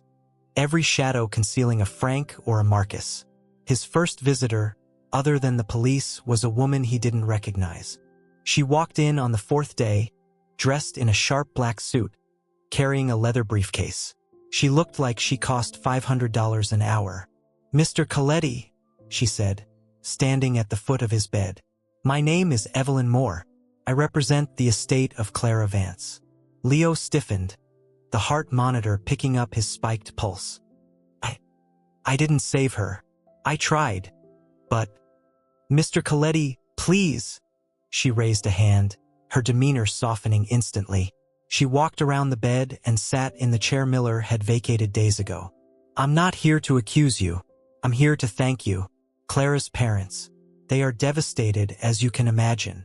But the fact that you exposed the truth, it has given them a target for their grief that isn't just the universe. They know who to blame now. They know their daughter wasn't careless. That means everything." She opened her briefcase and pulled out a thick envelope. "Clara was fond of you. She mentioned you to her mother on the phone a few weeks ago. She said there was a lighting technician who made her feel safe, who made her look like an angel even when she felt like a fraud." Leo felt tears prick his eyes. He bit the inside of his cheek. She wasn't a fraud. She was the best of them. She was... Evelyn agreed. "The estate is filing a civil suit against Marcus and the Majestic ownership group. It will be the largest wrongful death suit in New York history. We will bankrupt them. We will ensure that Marcus never owns so much as a coffee cart again. And we would like you to be our star witness. When you're ready." "I'll do it," Leo said without hesitation. "Whatever you need." "Good." Evelyn placed the envelope on the table. "Also, this is for you." Clara had a policy of giving end-of-run gifts to the crew. She had prepared these checks before the accident. She wanted to give them out on opening night. Her parents insisted you have yours now, and they've added a bonus, a significant one. Leo looked at the envelope. He didn't touch it. "I don't want money. Feels like blood money." "It's not blood money, Leo. It's thank you money. The start over money. You can't go back to the Majestic. You probably can't go back to being a tech in this town for a while. You're too famous. Use it. Go somewhere quiet. Heal." Evelyn stood up, smoothing her skirt. "There is one more thing. The funeral is tomorrow. Private. Family and close friends only. But her mother asked me to give you the details. If you can make it, they would like you there." She left a small card with an address on the table, next to the check. Leo looked at it. It was a cemetery in Queens, far away from the lights of Broadway. The next morning, Leo discharged himself against medical advice. The doctors protested, citing his concussion and the freshly stitched wound on his shoulder. But Leo was adamant. He signed the waivers with a shaky hand, dressed in the clothes Miller had recovered from his locker. Jeans and a black hoodie that still smelled faintly of the theater's dust, and walked out of his room. Security escorted him to the back exit to avoid the media circus at the main doors. He slipped into a waiting taxi, wincing as he pulled the door shut. "Where to, Mac?" the driver asked, eyeing Leo's sling in the rearview mirror. "Queens," Leo said. "All Souls Cemetery." The ride was long and quiet. The rain had finally stopped, replaced by a flat, gray, overcast sky that turned the city into a monochrome photograph. Leo watched the boroughs roll by, the density of Manhattan giving way to the sprawling industrialism of Queens. When they arrived, the cemetery was a sea of green and gray. A small cluster of people gathered around a fresh grave under an old oak tree. Security guards in black suits kept the perimeter. But when Leo approached, holding the card Evelyn had given him, they stepped aside. He stood at the back, hidden behind the trunk of a maple tree. He didn't want to intrude. He saw Clara's parents, a weeping mother supported by a stoic, broken father. He saw the dancers from the chorus, huddled together like wet birds. He saw the director, looking old and lost without his script. The priest spoke of light and song, of a voice silenced too soon. It was standard eulogy fare, but it felt hollow compared to the reality of the woman Leo had watched from the catwalks. They lowered the casket, mahogany, polished to a mirror shine, into the earth. As the crowd began to disperse, dropping white roses into the grave, Leo stepped forward. He waited until most had gone to the waiting limousines. He walked to the edge of the pit. He didn't have a rose. He reached into his pocket and pulled out the only thing he had saved from that night, other than the hard drive. It was a roll of electrical tape. Black, matte, indispensable. The tool of the trade. The thing that held the illusion together. He tossed it gently onto the casket. "Fix it in post, Clara," he whispered, a techie's prayer. "Fix it in post." "Leo?" He turned. It was Clara's mother. She was a smaller, older version of the star with the same piercing eyes. She walked over to him, disregarding the mud that clung to her expensive heels. She didn't say anything. She just wrapped her arms around him. She hugged him with a ferocity that surprised him, burying her face in his good shoulder. "Thank you," she sobbed into his hoodie. "Thank you for not letting him get away with it." Leo stood there, awkward and stiff, then slowly raised his good hand to pat her back. "He was never going to get away with it. Not while I had eyes." She pulled back, looking at his battered face. "You look terrible." Leo managed a weak smile. "Occupational hazard." "Evelyn told you about the check?" "She did." "I can't take it, Mrs. Vance." "You will take it," she commanded, her voice hardening with a trace of Clara's steel. "And you will do something amazing with it. You will find a light that doesn't burn you. Promise me." "I promise," Leo said. 2 weeks later, the physical wounds were scabs, but the psychological ones were just beginning to itch. Leo sat in his small apartment in Hell's Kitchen, surrounded by boxes. He was moving. He couldn't stay in the city. Every time he walked down 8th Avenue, someone stopped him. Some wanted a selfie with the crane guy. Some wanted to buy him a drink. Some just stared. He had become a meme, a symbol, a headline. He hated it. The check from the Vance estate sat on his coffee table. It was for $500,000. Enough to buy a house in the Midwest. Enough to open a small business. Enough to never climb a ladder again. The TV was on, muted. A news special was playing, "The Fall of the Majestic," an exclusive look. They showed footage of Marcus being led out of the precinct in handcuffs, his face hidden under a jacket. They showed Sarah's mugshot. She looked stripped raw, devoid of the makeup and authority she had worn like armor. Then the segment changed. The anchor was standing in front of the Majestic Theater. The marquee was dark, the doors padlocked. "The future of the historic Majestic Theater remains uncertain," the caption read. With the ownership group indicted and bankruptcy proceedings looming, the building is slated for auction next month. Developers are already eyeing the prime real estate for potential demolition to make way for a new high-rise retail complex. Leo froze. Demolition. He remembered Sarah's words in the trap room. The Majestic, a gap. Can you imagine? It was the irony to end all ironies. Sarah had killed to save the theater from developers, and her crime had accelerated the very destruction she feared. The stage where Houdini had performed, where Phantom had run for a decade, where Clara Vance had died. It was going to be turned into a food court. Leo looked at the check. Then he looked at the boxes. He wasn't a businessman. He wasn't a producer. He was a techie. He fixed things. He kept the lights on. He picked up his phone and dialed Evelyn Moore's number. "Mr. Coletti?" She answered on the first ring. "Have you decided where you're moving to?" I have a real estate contact in Ohio if you— I'm not moving to Ohio, Leo said, his voice steady for the first time since the accident. I saw the news about the auction. Yes, it's tragic, but the debts are insurmountable. The land value alone is astronomical. What if the building wasn't sold as land? Leo asked. What if it was sold as a theater, a historical landmark? There are no buyers, Leo. No one wants to touch a theater with that kind of stigma. It's cursed. The insurance rates alone would be— I have money, Leo interrupted, and I have the reward money, and I have the story. Leo, $500,000 is a lot of money, but it won't buy a Broadway theater. It wouldn't even buy the lobby.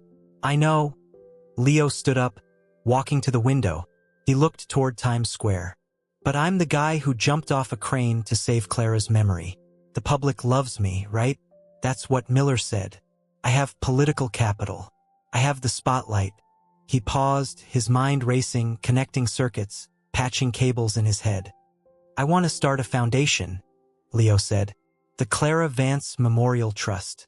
I want to crowdfund the rest. I want to buy the Majestic. Not to run it for profit. To run it for the artists. A non-profit theater dedicated to safety and transparency. No producers like Marcus. No secrets in the rigging. There was a long silence on the other end of the line. He could hear Evelyn tapping a pen against her desk. You want to save the place where she died? Evelyn asked softly. I want to save the place where she lived. Leo corrected. The stage wasn't the enemy. The greed was, if we let them tear it down, then Marcus wins. He turns her death into just another real estate transaction. I can't let that happen. It's a long shot, Leo, Evelyn warned. It will be messy. You'll have to be the face of it. You'll have to do interviews. You'll have to step into the light and stay there. No more hiding in the tech booth. Leo looked at his reflection in the window. He looked tired, scarred, and older. But he didn't look invisible anymore. I know, Leo said. I'm ready for the cue. Okay, Evelyn said, the smile evident in her voice. I'll draft the paperwork. Don't unpack your boxes, Leo. You're going to need a suit. 1 month later, the auction was held at City Hall. The room was packed with sharks, developers in sharkskin suits, looking to carve up the carcass of the Majestic. They whispered to each other, calculating square footage and air rights. When Leo walked in, the room went silent. He wasn't wearing a hoodie. He was wearing a black suit, ill-fitting but pressed. Beside him was Evelyn Moore, and behind him were Clara's parents. He didn't sit in the back. He walked to the front row. The auctioneer began the proceedings. The numbers rose quickly. 10 million, 20 million. The developers swatted the bids back and forth like a tennis match. 25 million. A man from a luxury condo group shouted. Going once. Leo stood up. He felt the nausea rise in his throat, the panic of public speaking, the urge to run back to the darkness. But he felt the weight of the roll of tape in his pocket. 26 million, Leo said. The room gasped. The developer turned around, sneering. And who is backing this bid? The crane guy? You got that kind of cash in your GoFundMe, kid? Leo turned to face the room. He looked at the cameras at the back, the same cameras that had broadcast his desperation a month ago. We do, Leo said calmly. The Clara Vance Foundation, backed by 50,000 individual donors from around the world. And the Vance estate, Clara's father stood up next to Leo. And we are prepared to outbid you all day, because you are buying a building. We are buying a legacy. The developer faltered. He looked at his partners. They shook their heads. They couldn't compete with a martyr and a grieving billionaire father. The PR nightmare alone would sink their condo project. 26 million. Going once. The auctioneer stammered. Twice. The gavel slammed down. Bang! It was the loudest sound Leo had heard since the gunshots. But this time it didn't sound like death. It sounded like a heartbeat restarting. Leo let out a breath he felt like he had been holding for weeks. Evelyn squeezed his hand. Clara's mother was crying, but she was smiling. They walked out of City Hall into a blinding spring afternoon. The press was waiting, a wall of microphones and lenses. Leo! Leo! What are you going to do with the theater? A reporter shouted. When will it reopen? Leo stopped. He looked at the cameras. He didn't shield his eyes. We open as soon as we change the locks, Leo said. And the first thing we're going to do is fix the lights. The scaffolding that cradled the facade of the Majestic Theater for the past 6 months was finally coming down. It didn't fall with a crash, like the chandelier had, but was dismantled piece by piece. A slow revealing of a face that had been scrubbed clean of its tragedy.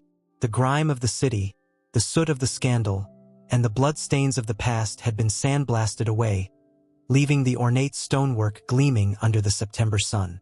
To the passers-by on 44th Street, it looked like a resurrection. To Leo Coletti, watching from the window of the production office on the 3rd floor, it looked like scar tissue. Fresh, pink, and tender, but stronger than the skin that had been there before. Leo turned away from the window. The office, once Marcus's domain of leather and cigar smoke, had been gutted. The mahogany desk was gone, replaced by a drafting table covered in schematics and safety protocols.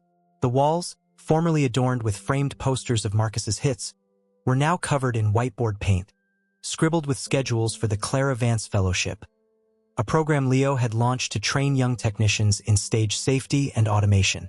He didn't sit in the big chair. He never sat there. He preferred the high stool by the drafting table, the perch of a worker, not a ruler. His shoulder still ached when it rained, a deep, bone-level throb where the titanium pins now held his collarbone together, and he walked with a slight hitch in his stride, a permanent souvenir from his flight off the crane. But the most significant change wasn't physical. It was the way he looked at the dark. He used to hide in it. Now he managed it. He owned it. Boss? Leo flinched slightly, turning to the door. Standing there was Jamie, a 19-year-old kid with bright blue hair and a tool belt that looked too big for her waist. She was one of the first fellows. She looked at him with a mixture of reverence and nervousness that Leo found perpetually uncomfortable. To these kids, he wasn't just the owner. He was the Phantom of Times Square, the guy who beat the system. He hated the nickname. Yeah, Jamie? What's up? Leo asked, putting down his pen. We're testing the new winch system for the main drape. The crew wanted you to sign off on the tension load before we fly it out. Leo nodded, grabbing his hard hat. I'm coming. They walked down the hallway, the carpet plush and smelling of new glue. The theater was alive with the hum of preparation. Tomorrow was the grand reopening. It wasn't going to be a blockbuster musical. It was a gala, a tribute concert for the foundation, followed by a performance of Hamlet by a local youth theater group. No heavy sets, no flying actors, no chandeliers. Just words, lights, and safety.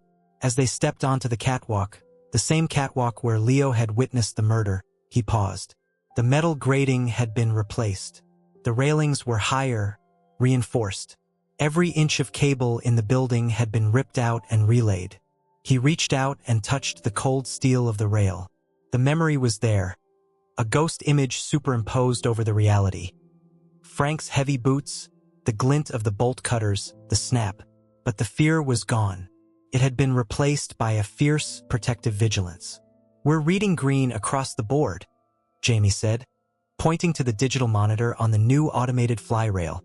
Load sensors are active. Secondary brakes are engaged. Emergency stops are tested. Leo looked at the screen. It was a system he had designed himself during his recovery. Redundant, transparent, impossible to override without 3 separate keys. Good, Leo said, his voice echoing in the fly tower. Run it at half speed. Watch the drum. If you hear anything at all, you kill it. We don't take chances. Not here. Copy that, Jamie said. She keyed the mic stage. This is fly rail. Going out on line set 1. Heads up. The massive velvet curtain rose silently. No cracks. No groans. Just the smooth, hydraulic whisper of a machine that was loved. Leo watched it rise, revealing the stage below. It was empty, save for a single object in the center. The ghost light. It was an antique stand, brass and iron, holding a single caged bulb. It had been the only thing Leo refused to replace during the renovation. It was the same stand he had placed there the night he confronted Sarah.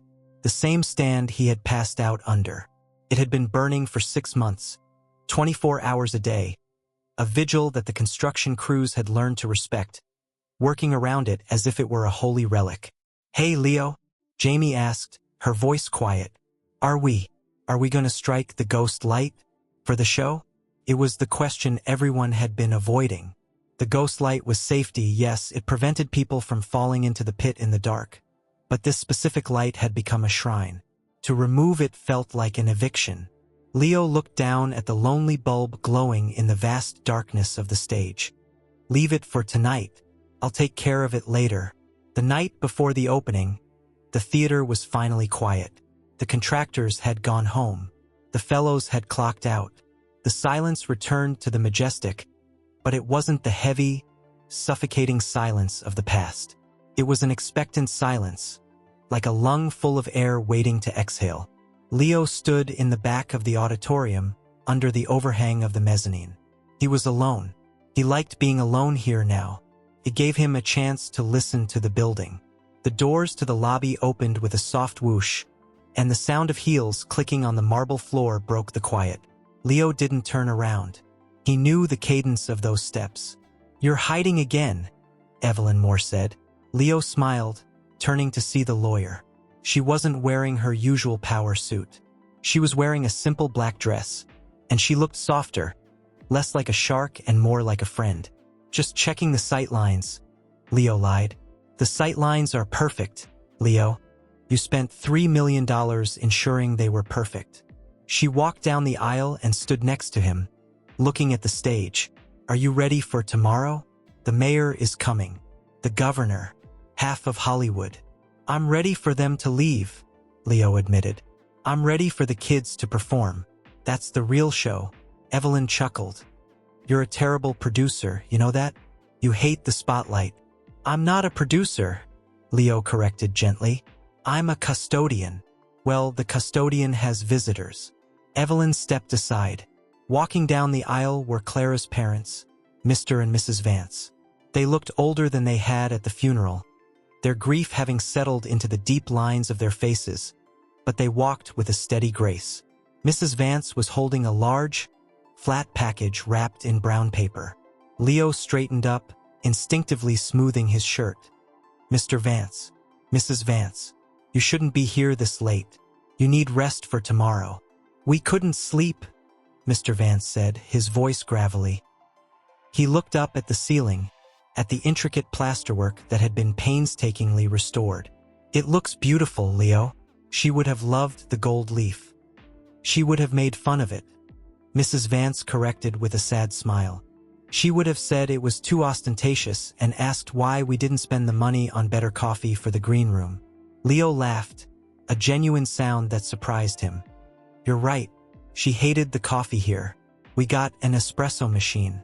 Italian, top of the line, just for the green room." "Good." Mrs. Vance nodded. She stepped forward and held out the package. "We brought you something. For the lobby. We didn't want an unveiling ceremony. We wanted you to open it. Just us." Leo took the package. It was heavy. He walked over to a row of seats and carefully tore the paper.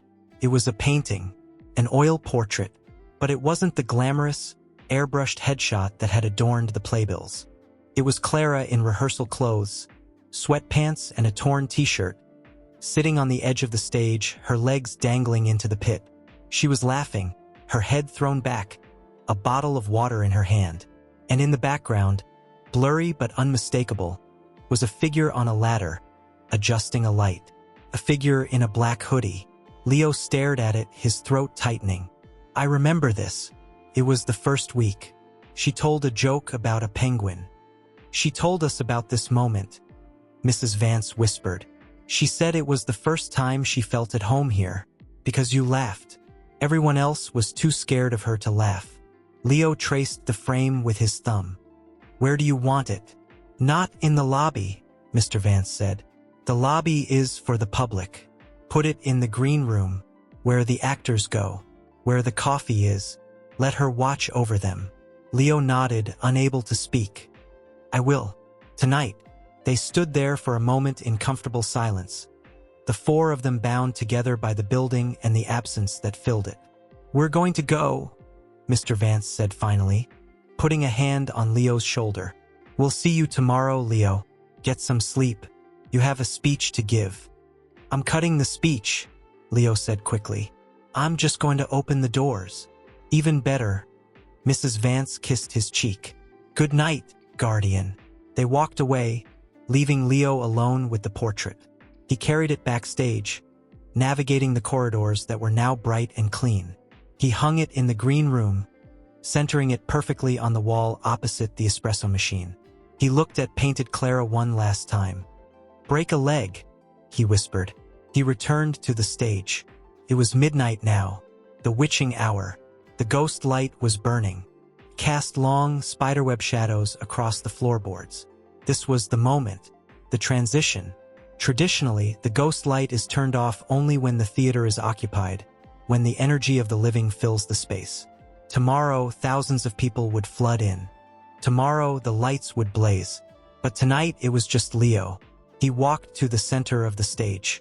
The heat from the bulb was palpable on his face. He sat down on the floor, crossing his legs, just as he had done 6 months ago when the SWAT team burst in. He thought about Marcus, sitting in a cell in upstate New York, stripped of his suits and his power. He thought about Sarah, who had traded her soul for a building and lost both. He thought about Frank, who would spend the rest of his life looking over his shoulder. The darkness had tried to consume this place. It had tried to turn the majestic into a tomb. But looking around now, Leo saw only potential. He saw the empty seats waiting for bodies. He saw the rigging waiting for scenery. He saw a machine waiting to dream. He reached into his pocket and pulled out the old hard drive, the one that had saved him. He had kept it. He placed it on the floor next to the light stand. You were right, Leo spoke aloud to the empty house. His voice didn't echo. The new acoustic paneling absorbed it, making it intimate. Tragedy is easy. Chaos is easy. Holding it together, that's the hard part. He looked up at the grid 40 feet above. I fixed the blind spot, Clara. There's nowhere to hide anymore. Just light. He stood up. He reached for the switch on the ghost light stand. His hand hovered. It was hard to let go. As long as this light was on, it felt like she was still here, waiting in the wings for her cue. Turning it off felt like a second death. Leo closed his eyes. He listened. He didn't hear ghosts. He heard the hum of the HVAC system, clean air circulating. He heard the distant rumble of the subway, the pulse of the city. He heard the settle of the new timber. The theater wasn't haunted. It was just a building. A beautiful, complicated, demanding building that needed him to do his job. Stage is set, Leo whispered. House is open. He clicked the switch. Snap. The ghost light died. Total, absolute darkness swallowed him. For a moment, the fear flared up, the old, instinctual terror of the blind man. Leo stood in the pitch black, his heart hammering. But then he raised his head. High above him, through the skylight he had crashed through, now repaired with pristine, reinforced glass, the city lights of New York filtered in. The ambient glow of Times Square, the neon and the street lamps, cast a faint, silvery blue haze over the stage. It wasn't pitch black. It was never truly black. There was always light, leaking in from the world outside. Leo smiled in the dark. He wasn't the source of the light anymore. He didn't have to be. He turned and walked toward the stage right wing, navigating by memory and feel. He found the main lighting console panel on the wall. He punched in the code, 0742, the time the curtain would rise tomorrow. He hit the master power button. Tach thunk. The sound of heavy contactors engaging rippled through the building like a waking beast. Slowly, majestically, the house lights began to rise.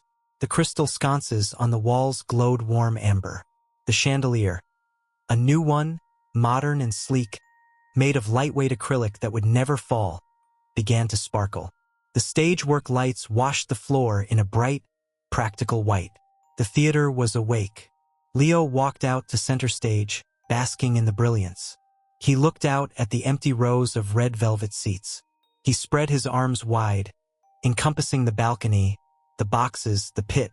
"Welcome back," he said. The next night, the roar was deafening. It wasn't the roar of a crane or a gun. It was the roar of 2,000 people standing on their feet. The gala was over. The youth troupe had finished their scene from Hamlet. The final speech had been given.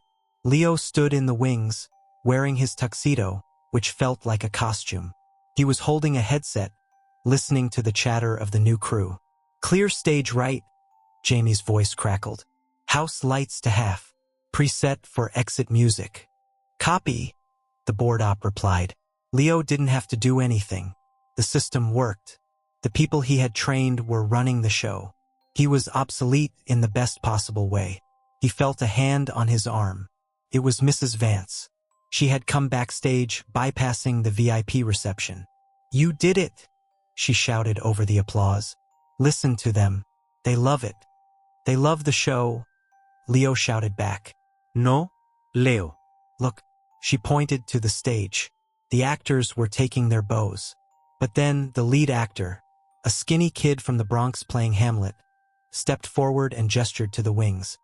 And finally, the kid shouted into the mic, his voice booming, "To the man who built the roof over our heads, the man who kept the lights on, Leo Coletti."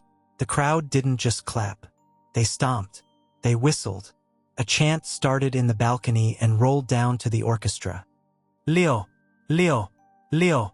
Leo froze. He tried to back into the shadows. This wasn't the deal. He was the tech guy. He was invisible. "Go," Mrs. Vance pushed him. "Take your bow." "I can't," Leo stammered. "You jumped off a crane, Leo. You can walk 10 feet. She shoved him. Hard. Leo stumbled out of the wings and onto the bright, open stage. The noise hit him like a physical wave. The lights were blinding, hot and intense. He squinted, raising a hand to shield his eyes. He looked out into the ocean of faces. He saw the mayor clapping. He saw the fellows from his program cheering wildly from the back. He saw Mr. Vance weeping in the front row. He stood there, awkward and scarred, a man in a suit that didn't fit, blinking in the glare. He didn't bow. He didn't know how. Instead, he looked up, past the lights, past the grid, past the roof. He looked for the blind spot. There wasn't one. Every corner was illuminated. Every shadow was chased away by the collective energy of the room. Leo lowered his gaze to the audience. He took a deep breath, filling his lungs with the air of his theater. He placed his hand over his heart, tapping his chest twice. A techie's signal for sound is good. Heart is beating. He smiled, a real unburdened smile. And as the curtain began to fall, slowly sealing the connection between the stage and the world, Leo didn't retreat. He stood his ground, watching the gap of light narrow, until the heavy velvet touched the floor with a soft, final sigh. The applause was muffled now, a distant thunder on the other side of the wall. Leo was back in his world. Backstage, Jamie walked up to him, grinning. "Nice blocking, boss. You hit your mark perfectly." "Don't get used to it." Leo loosened his tie. "Okay, let's strike the set. We have a matinee tomorrow. Work light on." "Work light on," Jamie repeated. The warm theatrical lights faded, replaced by the stark, honest glow of the fluorescents. The crew swarmed onto the stage, laughing, shouting instructions, coiling cables. The machine was moving again. Leo walked over to the fly rail. He looked at the monitor. All green. He took his tuxedo jacket off and tossed it onto a road case. He rolled up his sleeves, revealing the jagged scar on his forearm. "Hey, Jamie," Leo called out, grabbing a wrench. "That number 3 electric looks a little loose. Give me a hand?" "On it," she called back. Leo climbed the ladder, ascending into the rafters, back up to the high steel where the air was thin and the view was perfect. He wasn't a hero. He wasn't a phantom. He was Leo, and he had work to do.